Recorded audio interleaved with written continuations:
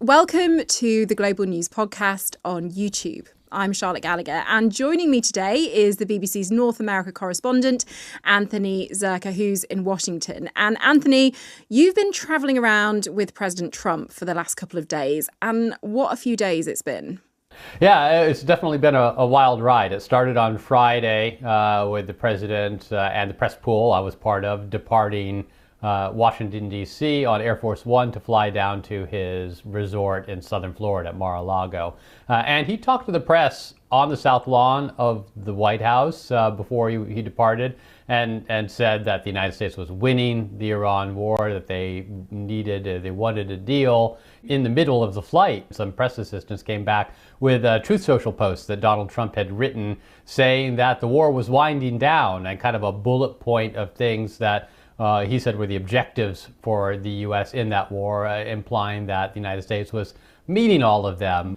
And on Monday morning, he had another Truth Social post, this time saying that there were negotiations between the U.S. and Iran, and he was doing away with that 48-hour deadline and extending it another 5 days, that they were making progress in these negotiations. He said that he thought Iran wanted a deal, he thought the U.S. wanted a deal, and that they agreed on many of the points of contention. So it was quite a roller coaster ride. Does he have a strategy? Because it seems so confusing, and these posts and then his speeches, they all kind of contradict each other.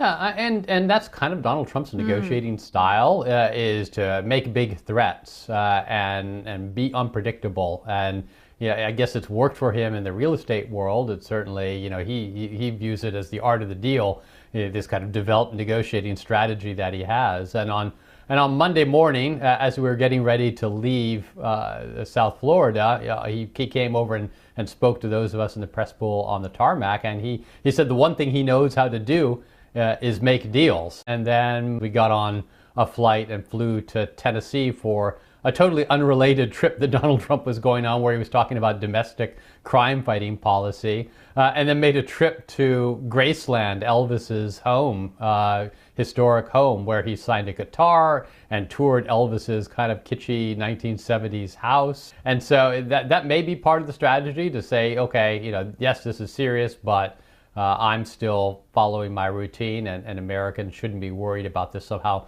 spinning out of control. Although, when we were driving back and forth from Donald Trump's golf course in Palm Beach, Florida, we would go right by gas stations, and I was looking at the price of a gallon of gas, and it was pushing towards $4 a gallon, which is a lot. And I think Americans are feeling that, and that at least is a very tangible kind of change that has happened since Donald Trump launched this war, and it really is hitting Americans where they feel it in their pocketbooks. And he'll be worried about that, considering he campaigned saying, I will make your life better, things will be cheaper. But if things are getting more expensive, even his core base are going to get annoyed. It definitely is a drag on his popularity. When I talk to people in his base, and I was just in Texas a few weeks ago talking to some diehard Trump supporters, and they're willing to give him the benefit of the doubt. They say, well, he promised not to get us involved in forever wars, to get us entangled in the Middle East.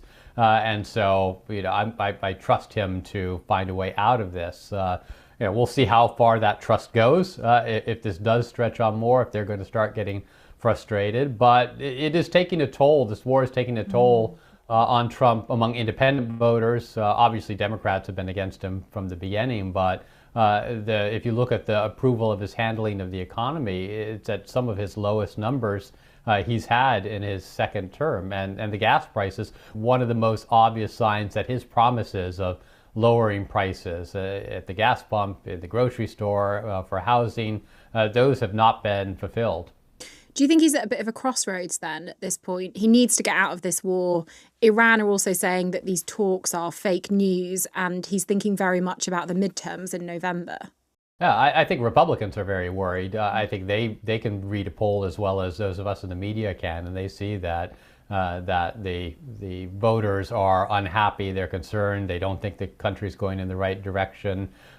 It seems like Donald Trump is looking for an off-ramp, although there are forces pulling him in both ways. I mean, he is making these ultimatums, and Iran doesn't seem to be cooperating. And if Iran continues to to be reluctant to reach some sort of a deal or capitulation, there's going to be a lot of pressure on Trump to keep pushing ahead, to not end this war with the current regime in place, to not end this war with Iran still threatening and controlling the Strait of Hormuz. So this week, I think, could very well prove to be a pivot point. Do these negotiations actually happen? Do they move forward? Is there some sort of a resolution, an off-ramp that will satisfy the Iran hawks in Trump's administration and let him kind of extricate himself gracefully? Or does it look like another impasse, and then Donald Trump has to decide, do you just declare victory despite not having signs of victory and go home, or do you push ahead and escalate, which talks about using ground forces to secure the Strait of Hormuz, or talks about using the Marines who are on the way to the Gulf to secure Karg Island and Iranian oil. That obviously would be a dramatic escalation. Could we reach a situation where President Trump walks away? And I know there's this expression, taco, Trump always chickens out, which I don't think he'll like, but could we get to that situation? He could decide to declare victory and head home. The thing is, even though Trump will sometimes back down from ultimatums he sets, he backs away from these dramatic positions he stakes out. He seldom totally abandons them. Yes, he backed away from tariffs, but then he imposed them again, and he had tariffs that were much higher than they were at the beginning of his administration. Even though he chickened out, he came back and persisted, although the Supreme Court has taken a big bite out of that. But I think it does show that Trump is willing to back away. Trump is willing to pull away from a confrontation that he thinks isn't going his way, but he doesn't totally disappear. And so if the United States takes a step back here in this Iran war, there's no guarantee that the United States is just packing up and going home entirely. I think you'd have to keep watching to see what happens next. And what do you make of these reports that JD Vance will be involved in the negotiations? Because he's not been very visible at all during this. No, he's kind of kept his head down. But of course, part of his brand was criticizing this kind of interventionist foreign policy. He served in the Marines and served overseas during wartime, so he kind of has experience with that, and he cites it as one of the reasons why he doesn't think the United States should get bogged down in forever wars, bogged down in fighting in the Middle East when direct American national security concerns aren't at stake. He has towed the administration line in very limited public appearances, just enough to keep the rumors flying that he's been sidelined, that he is objecting, kind of keep those rumors at bay for the most part. But if he does take a much more visible role in these negotiations, I think it suggests that the Trump administration wants to get out of this, that they're putting someone who has a reputation as being averse to extended conflicts in charge of negotiations, that they're taking this seriously. It also, puts JD Vance's reputation on the line. He can only dodge this issue for so long, and then if he's the point negotiator, he is going to take a lot of the blame if things go sideways. Now he may take the blame anyway. I mean, he's tied at the hip to this administration, and he does clearly have 2028 presidential ambitions. So it's in his interest to try to resolve this, to not have it hanging over his head when he starts to gear up his presidential campaign. And of course, not to crash the global economy, because a bad economy and a bad American economy is poison for an incumbent administration. It could derail his presidential ambitions before they even get started. What could President Trump paint as a victory at this point? Because it doesn't appear that there's going to be regime change in Iran, or at least radical regime change. This isn't Venezuela. It's very different. What could he paint as a victory to his base?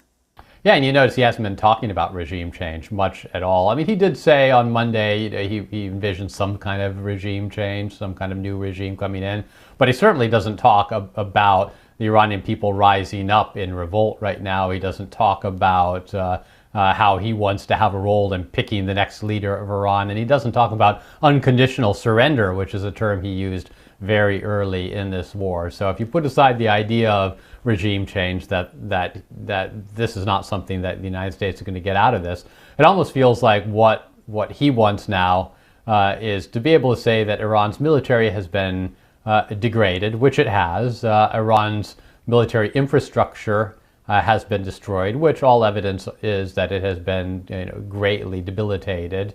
Iran abandoning its nuclear weapons program, which that seems to be at the heart of some of these back-channel negotiations for the moment, and then guarantees of security in the Strait of Hormuz, which if he can say that the strait is secure, that global shipping is passing through again, that things are returning to normal, then I think he could probably start to withdraw American forces and declare some modicum of victory. Although safe passage in the Strait of Hormuz was something that was the way things were before this war started. So it almost is the central feature of these negotiations is to kind of get back to the way things were before all of this began about a month ago. And I suppose you could end up with a situation where the US does retreat from this, but then you've still got Israel perhaps going into Lebanon, a ground invasion there. And also you've got the Gulf states that are very unhappy that they've been dragged into it. It's so much more than the US at this point. Yeah, that's kind of the wild card. And there's been signs of tension between the United States and Israel, signs of different ultimate goals in this operation between the U.S. and Israel. And Donald Trump had a phone conversation with Benjamin Netanyahu, the Israeli prime minister, on Monday. We haven't gotten a whole lot of details of how that conversation proceeded, but the negotiations with Iran is one thing.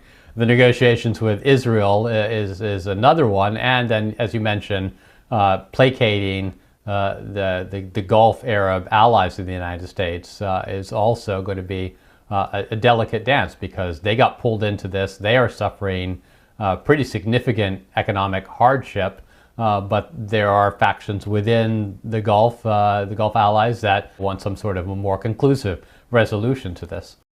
That was the BBC's Anthony Zerka in Washington. And if you'd like to hear more from the Global News Podcast on YouTube, click the link below.